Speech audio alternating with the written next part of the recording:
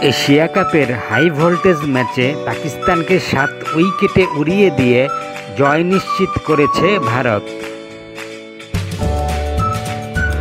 Toss জিতে প্রথমে bat করতে নেমে পাকিস্তান নির্ধারিত 20 ওভারে 9 উইকেটে করে 127 রান।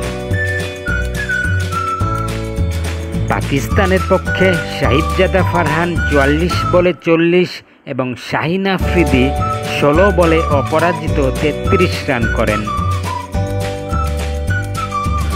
ভারতের পক্ষে কুলদীপ যাদব 3টি উইকেট লাভ করেন।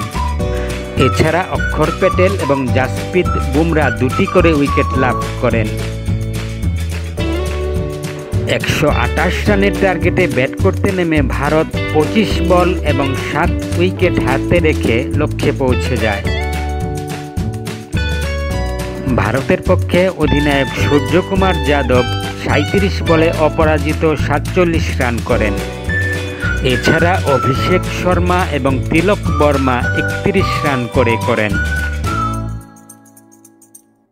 ভারতের 3টি উইকেটই লাভ করেন সাইম আইয়ুব। কুলদীপ যাদব 18 রানে 3 উইকেটের জন্য ম্যান অফ দ্য ম্যাচ নির্বাচিত হন।